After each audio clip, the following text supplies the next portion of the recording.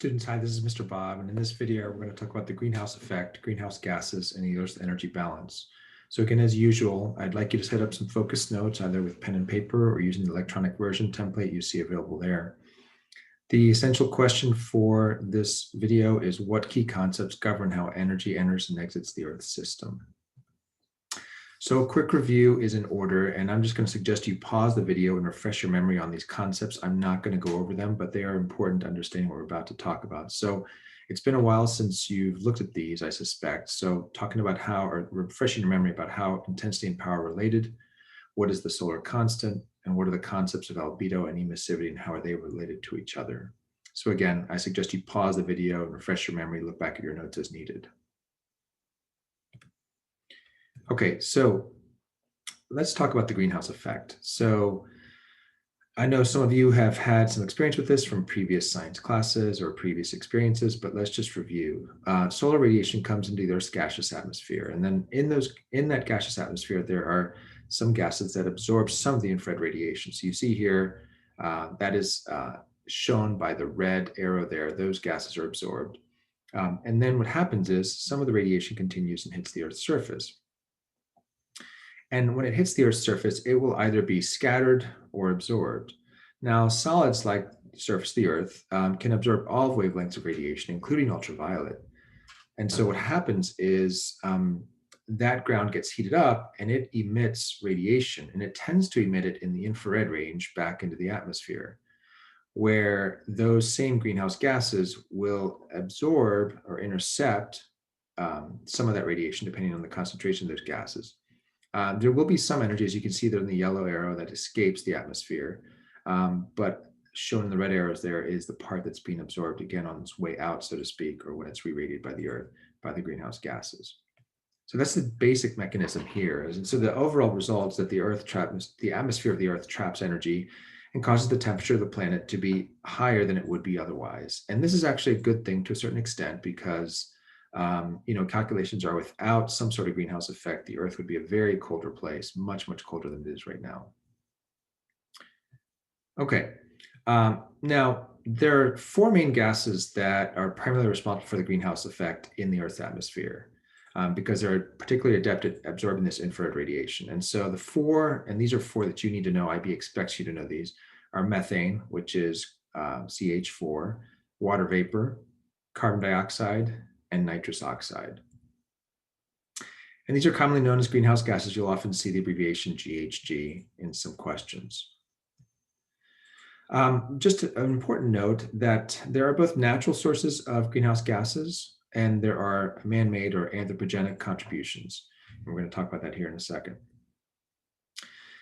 Just to kind of simplify or give you a sense of what's going on at a molecular level, if you notice, let's just take some sort of atom there. You can see there we've got kind of a Bohr model of the atom with the nucleus in the middle, an electron in an orbital around the nucleus. And you have the little squiggly line there is the incoming radiation, okay? And so let's say it's infrared radiation. So again, the ground absorbs the electromagnetic radiation, and then per that Stefan Boltzmann law, it's going to re-radiate some of that, and so that's going to re-radiate in the infrared range. You can see that's represented by that squiggly arrow. And what these photons are going to do is if they come upon a greenhouse gas, then as you can see there, what's happening, I'll just do that again, kind of comes in and interacts with one of those electrons. And what it tends to do is it tends to basically excite that electron and move it up to a higher energy level. So that electron has absorbed the energy of the photon and kept it within the Earth's atmosphere. We're going to talk in the next slides about the three mechanisms by which it can absorb it. So let's talk about carbon dioxide here. Okay, in a simple model of carbon dioxide, you have two oxygen atoms with a carbon atom, and you can see, you hear those sound effects, I hope you do. And a model that's useful to think about, a visual model, is to think about the carbon and the oxygen molecules being connected by springs. Those are those intermolecular bonds, or intramolecular bonds, I should say, that keep the two oxygen atoms close to the carbon atom. Now, if you recall, heat transfer can be stored in molecules in two different ways. We talked about this in the first unit of this school year. One is as potential energy, meaning that something goes on with the coiled springs there in our drawing, or as kinetic energy, which can be any sort of movement, translational or rotational. So remember, it's the kinetic energy of the molecule that determines the temperature of the molecule, and therefore hence the temperature of the surrounding area. So there are three ways a molecule such as carbon dioxide can store kinetic energy. Okay, one is by vibration, the second one is by translation, and the third one is by rotation. And in the next slide, I'm going to just briefly talk about each. I would expect you to be able to know these three, and I know IB would expect you as well. A quick joke to kind of lighten the mood. What did the farmer say when she saw her greenhouse filled with herbs was destroyed by a windstorm? What a waste of time. Okay, let's talk about those three ways. First, let's talk about vibration. So vibration means that the molecules would be oscillating. And if you look here at our drawing, little image here, well, let's go back. Okay, I thought there was more animation to that, but I guess there isn't. So if you can think about that molecule vibrating more vigorously, that would be what vibration means. Translation means that somehow the incoming photon causes the carbon dioxide molecule to just move more quickly. Okay. And then finally, rotation refers to the molecule spinning about its center of mass. So these are all three ways, again, that the incoming photon can be absorbed by the carbon dioxide molecule and cause an increase in its kinetic energy. All right. Now, here is a graph that I suspect you have seen at some point or some version of this graph. And this really points to the concern, the huge concern that has risen over the past 200 and some odd years since the advent of the Industrial Revolution and the human consumption or the human use of internal combustion engines and petroleum and stuff like that, fossil fuels, to basically power our lives and our economy. Notice what's happened here is carbon dioxide, one of the greenhouse gases we just talked about, its concentration in the atmosphere has risen quite dramatically. And there's really no doubt now, there's an overwhelming scientific consensus that carbon dioxide has basically caused climate change and will continue to cause very significant and very harmful climate change into the future unless changes are made with how humans basically operate and absorb fossil fuels and stuff like that, use fossil fuels.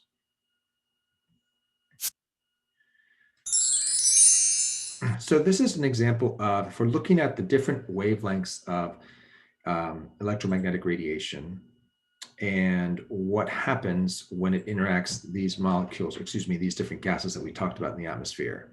So notice here, you can see we've got certain components, right? You've got visible light, visible EM waves, ultraviolet over here, close to infrared. And here's the area where it's really the cause of concern, and what we've talked about and we'll continue to talk about is the infrared segment of the spectrum. And notice in that infrared spectrum, what happens is you can see here that there are certain gases that are just incredibly powerful, incredibly good at absorbing that radiation. And you can see here we've got some that occupy different aspects or different segments within the infrared spectrum, but overall, you can see what's going on here, especially with water vapor, for example, and carbon dioxide. And then across the top here, as you can see, what happens is the overall absorption and scattering that occurs across those different regions of the electromagnetic spectrum. A question that I've seen often that you would want to make sure you're able to answer is a question like this one. And so I would recommend you pause the video and try to answer this for yourself. There's three parts to this question. Look at this graph, which portion of the electromagnetic spectrum is represented. The second one is which greenhouse gas contributes the most to the greenhouse effect. And the third, part C, is which gas is the least significant contributor. And so the solutions are, this is the infrared portion of the electromagnetic spectrum. The second, which greenhouse contributes most to the greenhouse effect, it is actually water vapor. And the least significant contributor is oxygen and ozone, and that's why we don't even call it a greenhouse gas. Really, remember the four are the water vapor, the carbon dioxide, the methane, and the nitrous oxide. The reason carbon dioxide is such a concern as opposed to water is because the water vapor has stayed relatively constant and will continue for the foreseeable future. It's the carbon dioxide component that has changed over the last 200 some years. Okay, so if you recall in the previous video, we talked about how the solar constant, it's this measurement that we've taken of how much of the Earth's energy is actually coming into the Earth's atmosphere, so to speak, or arriving in the Earth's neighborhood, so to speak. And it's through calculations that we did previously, it's 1,360 watts per meter squared.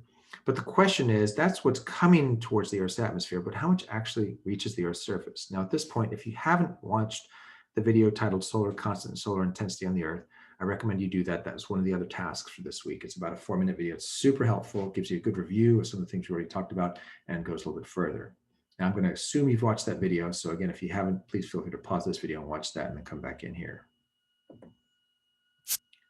Okay, so although we calculated this intensity, 1,360 watts per meter squared, that is not how much actually reaches the Earth's surface for a couple of different reasons. And as the video pointed out, the most significant reason is because the Earth is spherical, okay?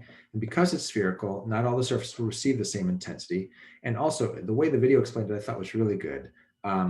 What you have to do is you have to think about that the incoming solar radiation is a pi r squared cross section that's being wrapped around the entire Earth, which surface area is 4 pi r squared, in other words, 4 times greater. So what you have to do is you have to divide this number by 4, and when you do, you get something that's roughly about 340 watts per meter squared, okay? And so that is what we call the average incident solar radiation. You don't have to memorize that number, by the way, do not. Remember, the 1.36 watts per meter squared, the solar constant, is actually in your data booklet. These types of problems that I'm about to show you are very, very common in the IB world. And if you come across one of these, you should just be happy and salivating at the mouth because they're very straightforward. Now, at first, when you look at this, you're probably going to think, whoa, there's a lot going on here. I'm not sure what's going on, but I'm going to walk you through it and you're going to see it's really straightforward. You just have to read the questions carefully and then just do simple math.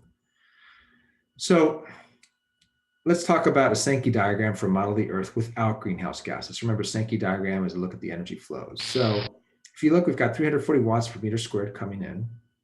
And then some of that energy is going to be reflected by the atmosphere. Notice we've got that going out, and it's estimated at 75 in this scenario. Some of it's going to be reflected by the ground or snow. Again, it's estimated to be 30 watts per meter squared. These are just ballpark estimates. Some of it is absorbed by the ground. You can see there. And then the ground obviously irradiates all of it. We're going to assume the ground is a black body in this case. So this is assuming there is no greenhouse gases, really no atmosphere in the Earth. Okay, so let's practice this. This is a sample question that is really, really good to do. I'm going to walk you through it, but if you want to try it yourself first, I would recommend you pause the video. Okay, so the question is, it says, show that the space atmosphere interface and the ground atmosphere interface, the net power flow is 0. So first we're going to talk about the space atmosphere interface. When they're talking about that, they're talking about, let me make sure I change colors here. Talking about this interface right here between the space and the atmosphere. So whenever you get a question like this, the first thing you have to do is identify what interface they're talking about. And then really it's just as simple as accurately tracking, accounting for all the goes ins and all the goes outs. So with the space atmosphere interface, the question is, do the goes ins equal the goes outs? Okay. And so to answer that question, okay, I'm just going to look here and what are the goes ins? So in this case, I have one goes ins, which is 340 watts per meter squared. What about the goes outs? Well, notice I have this one here, 235. I have this one here, 75, and I have this one here, 30. So I'd write 235 plus 75 plus 30 watts per meter squared. If I add 235 and 75, I get 310. And if I add 30 to that, I get 340. So notice 340 watts per meter squared equals 340 watts per meter squared. So in other words, the goes ins equals the goes outs. The net power flow is indeed 0 for the space atmosphere interface. So that answers that first part of the question. Now let's go to the next part of the question, the ground atmosphere interface. That would be down here. So again, we're going to look at the goes ins and compare it to the goes outs. Okay, goes ins, the ground, it looks like all I have is 235. Whoops, that is not what I want to do. There we go. 235 watts per meter squared. If it goes out, it looks like I just have one goes out. So that's 235 watts per meter squared. So the goes in does equal the goes outs because 235 equals 235. So the net power flow, again, has been demonstrated or proven to be zero by this simple calculation that I did. And so the key idea here, in addition to what I've already talked about, is the fact that when this is true, the temperature in each region is going to remain constant. If there's no net power flow in or no net power flow out, then the temperature is going to remain the same. Okay, now here's a more complicated Sankey diagram, and you probably look at that and you're like, whoa, Mr. Bob, that's a little more complicated. Yes, it is, but in reality is the problems that you get are going to be the same, similar to what I just showed you. So this one takes into account different aspects, greenhouse gases and what's going on there. And so I'm not going to go through all these. If you want to look at them more detailed, you can, but they're just different components. And this would all be given to you in some sort of IB exam. Okay, so the question you might get is, find this one, find the net power flow at the ground atmosphere interface. And by the way, this is the last question. So what I have to do here, I'm looking at the ground atmosphere interface. So that's down here. Okay, so again, I need to look at the goes ins, I need to look at the goes outs, I need to compare the two to each other. So let's carefully track the goes ins. I have this one here, 165. I also have this one here, that's 335. Okay, are there any more? I don't see any more. There's a lot of stuff going on there, but none of them that are actually going into the ground. So 335 plus 165, I believe that is 500 watts per meter squared. Okay, goes outs. It's going to be a little more challenging. There's more of them, but we can calculate them. So it looks like I've got one here, 360. I've got another one here, that's 20. And I've got a third one here, which is 110. And I think that covers them all. Again, I'm just looking at the goes outs from this interface right here. And so when I add those up, I get 490 watts per meter squared. So notice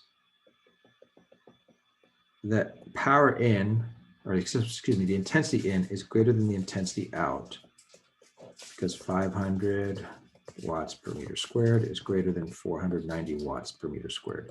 So I have a net power flow in. So the net power flow in is 10 watts per meter squared. So what does that mean? That means that over time, if this were to continue, that the temperature in the ground atmosphere interface is going to go up because you are absorbing more power or more energy per second than is being exited. Okay, so this model shows increasing ground temperatures. And again, this is a simplified example of what's going on currently. It has been going on with the Earth for some time now. And so the goal here from your perspective for IB physics is to understand kind of what's going on here with the power flows, the intensity, and if you're given information like this, to be able to analyze it and answer questions that you're asked about it.